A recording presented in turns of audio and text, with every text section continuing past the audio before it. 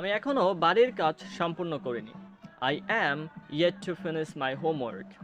সে এখনো এসে পৌঁছায়নি। She is yet to arrive. So কোনো অসম্পূর্ণ কাজকে যদি বোঝায় লাইক এখনো করিনি, যাইনি, খাইনি, দেখিনি, এই ধরনের বাক্যগুলোকে আমরা যদি ইংরেজিতে ট্রান্সলেট করতে চাই তাহলে আমরা সুন্দর একটি স্ট্রাকচার ফলো করতে পারি। সেটা হচ্ছে subject, then auxiliary verb am is আর যে কোনো একটা বসায় দেবেন, দেন ইয়েট টু, তারপর ভার্বের base form and then extension যদি প্রয়োজন হয়।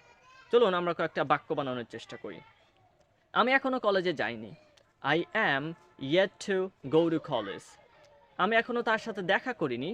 I am yet to meet her. আমি তার সাথে এখনো কথা বলিনি।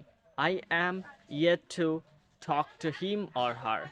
তো আমি এখনো সাইকেল চালানো শিখিনি। এইটার ইংরেজি কি হবে আপনারা বলবেন কমেন্ট সেকশনে। So bye for today, see you in the next video with new thing.